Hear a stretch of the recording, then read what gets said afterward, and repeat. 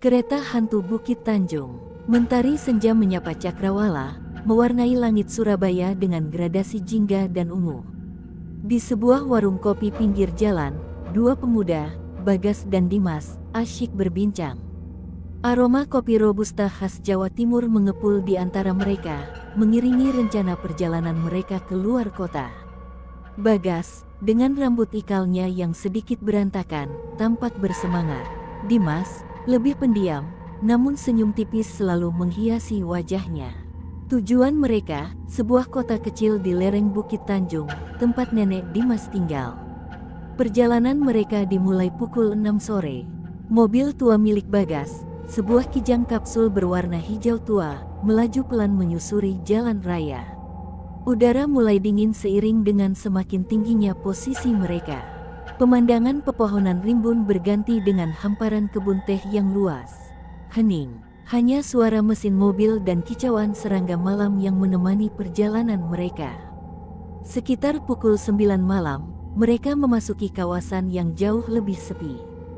Jalanan berkelok-kelok, menanjak dan menurun mengikuti kontur Bukit Tanjung. Kabut mulai menebal, menyelimuti mobil mereka dalam lapisan putih susu. Visibilitas semakin terbatas. Bagas memperlambat laju mobilnya, waspada. Tiba-tiba, dari kegelapan, sebuah cahaya redup muncul. Sebuah kereta api, tua dan usang, melintas di hadapan mereka. Bagas mengerem mendadak. Kereta itu tampak berjalan sangat pelan, hampir merayap.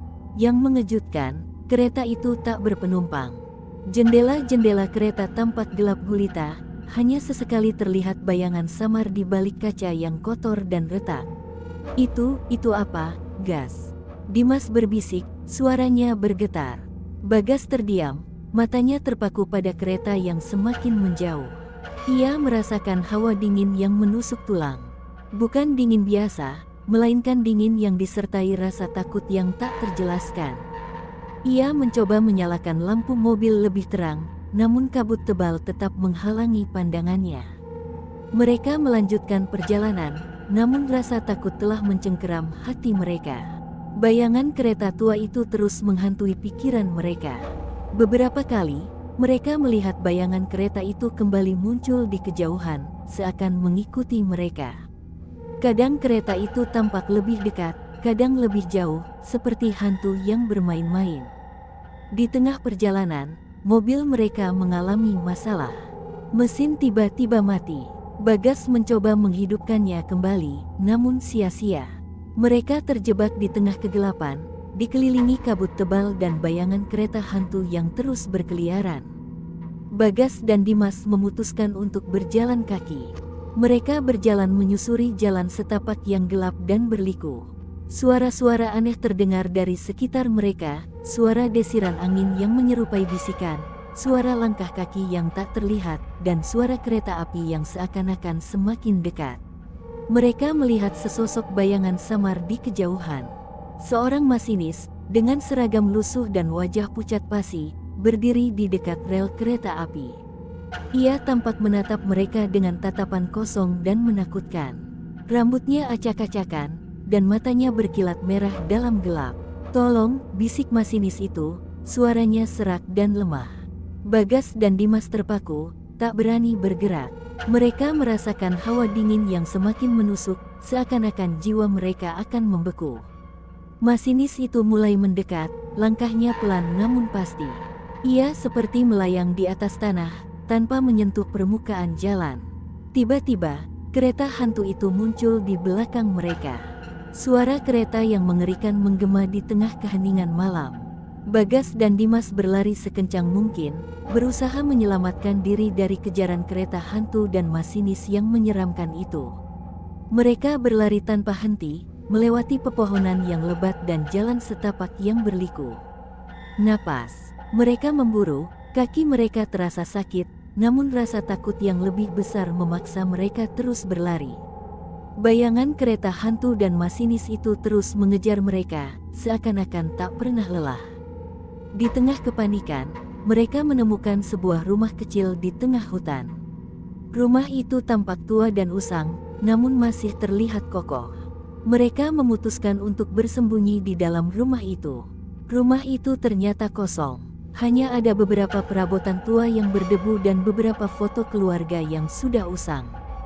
Di salah satu foto, mereka melihat seorang masinis yang mirip dengan masinis yang mengejar mereka. Foto itu bertanggal tahun 1945. Saat mereka memeriksa rumah itu lebih lanjut, mereka menemukan sebuah buku harian tua. Buku harian itu berisi catatan perjalanan kereta api di Bukit Tanjung pada masa penjajahan Jepang. Catatan itu menyebutkan tentang sebuah kecelakaan kereta api yang mengerikan, di mana seluruh penumpang dan awak kereta tewas. Kereta itu kemudian menghilang secara misterius, dan konon katanya, kereta itu masih berkeliaran di Bukit Tanjung hingga saat ini. Bagas dan Dimas semakin yakin bahwa kereta yang mereka temui adalah kereta hantu. Mereka menyadari bahwa mereka telah terjebak dalam kutukan kereta hantu Bukit Tanjung. Mereka harus menemukan cara untuk melepaskan diri dari kutukan itu. Mereka menghabiskan malam itu di dalam rumah kecil itu, dihantui oleh rasa takut dan kegelisahan. Suara kereta hantu terus terdengar di kejauhan, seperti bisikan kematian. Mereka berdoa, memohon agar selamat dari kutukan kereta hantu Bukit Tanjung.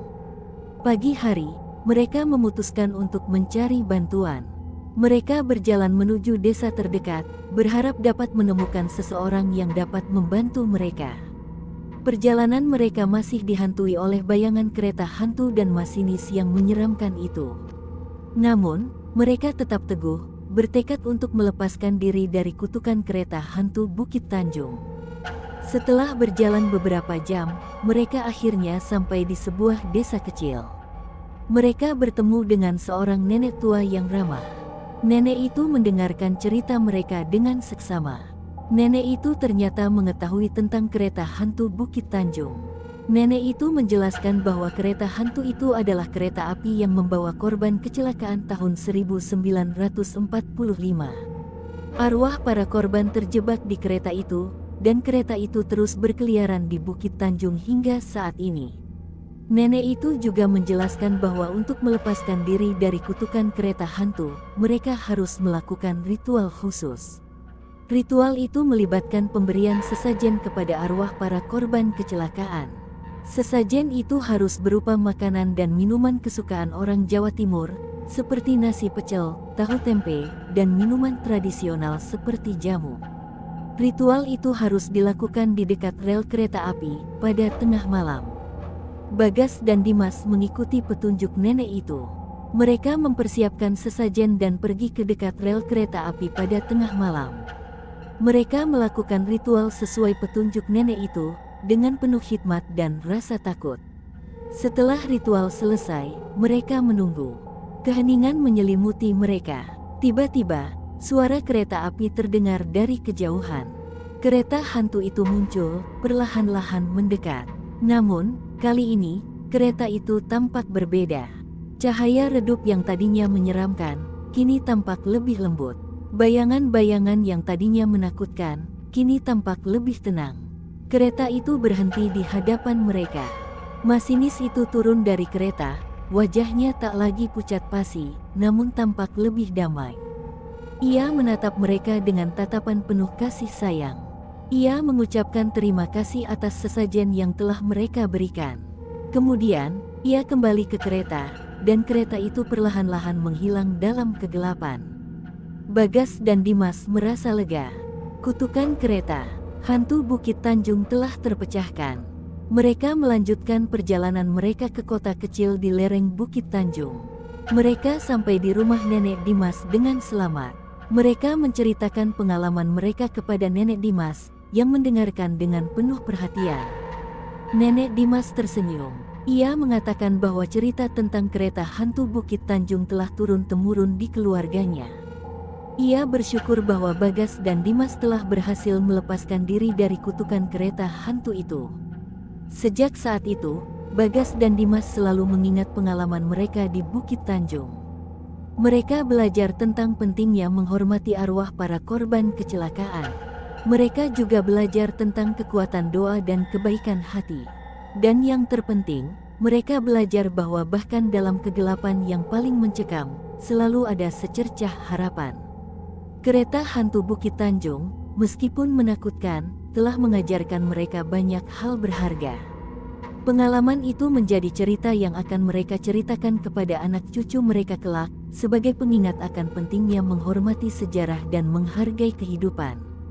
Dan setiap kali mereka melewati Bukit Tanjung, mereka selalu mengingat masinis yang wajahnya berubah dari menakutkan menjadi damai, membawa pesan kedamaian dari kereta hantu yang selama ini menghantui mereka. Tahun-tahun berlalu, Bagas dan Dimas telah dewasa, masing-masing menjalani kehidupan mereka. Bagas menjadi seorang arsitek terkenal di Surabaya, sementara Dimas meneruskan usaha keluarga di bidang perkebunan teh di lereng Bukit Tanjung. Namun, pengalaman mereka dengan kereta hantu Bukit Tanjung tetap membekas dalam ingatan mereka. Kisah itu menjadi legenda yang mereka ceritakan kepada teman dan keluarga, selalu diakhiri dengan pesan moral tentang penghormatan terhadap sejarah dan arwah yang telah tiada. Suatu hari, Dimas menerima telepon dari seorang peneliti sejarah lokal bernama Mbak Tari. Mbak Tari sedang meneliti kecelakaan kereta api di Bukit Tanjung tahun 1945. Ia telah mendengar cerita tentang kereta hantu dari berbagai sumber, termasuk cerita dari Dimas dan Bagas. Mbak Tari meminta Dimas untuk menceritakan kembali pengalamannya secara detail, sebagai bagian dari penelitiannya. Dimas menceritakan kembali pengalamannya dengan detail, termasuk deskripsi kereta api, masinis, dan ritual yang mereka lakukan. Ia juga memberikan buku harian tua yang mereka temukan di rumah kecil di hutan. Mbak Tari sangat tertarik dengan buku harian tersebut. Buku harian itu berisi banyak informasi yang belum diketahui sebelumnya tentang kecelakaan kereta api tersebut. Setelah melakukan penelitian lebih lanjut, Mbak Tari menemukan fakta-fakta mengejutkan. Kecelakaan kereta api di Bukit Tanjung tahun 1945 ternyata bukan hanya kecelakaan biasa. Ada konspirasi yang tersembunyi di balik kecelakaan tersebut. Ternyata, kereta api itu membawa sejumlah harta karun milik pemerintah kolonial Jepang yang sedang dalam perjalanan untuk disembunyikan. Namun, kereta api tersebut mengalami kecelakaan karena sabotase oleh kelompok pejuang kemerdekaan Indonesia. Dalam kecelakaan tersebut, harta karun itu hilang. Banyak orang yang percaya bahwa harta karun tersebut masih tersembunyi di sekitar lokasi kecelakaan. Mbak Tari menduga bahwa kereta hantu dan masinis yang menghantui Bukit Tanjung adalah manifestasi dari arwah para korban kecelakaan yang masih mencari harta karun yang hilang. Mereka terikat oleh kutukan, tak bisa tenang sebelum harta karun tersebut ditemukan dan dikembalikan ke tempatnya yang seharusnya. Mbak Tari meminta bantuan Dimas dan Bagas untuk membantunya menemukan harta karun tersebut. Mereka setuju untuk membantu, bukan hanya untuk menyelesaikan misteri kereta hantu, tetapi juga untuk memberikan ketenangan bagi arwah para korban kecelakaan. Mereka memulai pencarian dengan mempelajari peta dan dokumen-dokumen lama yang berkaitan dengan kecelakaan kereta api tersebut. Mereka menemukan petunjuk-petunjuk yang tersembunyi dalam buku harian tua dan catatan-catatan sejarah. Petunjuk-petunjuk itu mengarah ke sebuah gua tersembunyi di dekat lokasi kecelakaan. Perjalanan mereka ke gua tersebut penuh dengan tantangan. Mereka harus melewati hutan yang lebat, medan yang sulit, dan berbagai rintangan lainnya. Namun, mereka tetap teguh, didorong oleh tekad untuk menyelesaikan misteri kereta hantu Bukit Tanjung dan memberikan kedamaian bagi arwah para korban. Di dalam gua, mereka menemukan sebuah ruangan tersembunyi. Di dalam ruangan tersebut, mereka menemukan peti harta karun yang berisi emas, permata, dan berbagai barang berharga lainnya. Namun, mereka juga menemukan sebuah catatan yang menjelaskan bahwa harta karun tersebut telah dikutuk. Siapapun yang mencoba mengambil harta karun tersebut akan mengalami nasib yang buruk. Dimas dan Bagas memutuskan untuk tidak mengambil harta karun tersebut. Mereka menyadari bahwa harta karun itu bukanlah tujuan utama mereka. Tujuan utama mereka adalah memberikan kedamaian bagi arwah para korban kecelakaan. Mereka melakukan ritual sederhana di dalam gua, memohon kepada arwah para korban agar menerima persembahan mereka dan menemukan kedamaian abadi. Setelah ritual selesai, mereka meninggalkan gua tersebut. Mereka merasa lega dan tenang. Mereka yakin bahwa arwah para korban telah menemukan kedamaian. Kereta hantu Bukit Tanjung pun menghilang tanpa jejak. Legenda kereta hantu menjadi bagian dari sejarah, namun kisah tentang keberanian dan kebaikan hati Dimas dan Bagas akan terus dikenang oleh penduduk Bukit Tanjung. Baktari menyelesaikan penelitiannya dan menerbitkan sebuah buku tentang kecelakaan kereta api di Bukit Tanjung dan misteri kereta hantu. Buku tersebut menjadi bestseller dan mengungkap kebenaran di balik legenda kereta hantu tersebut. Kisah Dimas dan Bagas menjadi inspirasi bagi banyak orang, membuktikan bahwa keberanian, kebaikan hati, dan penghormatan terhadap sejarah dapat mengatasi bahkan misteri yang paling menakutkan sekalipun.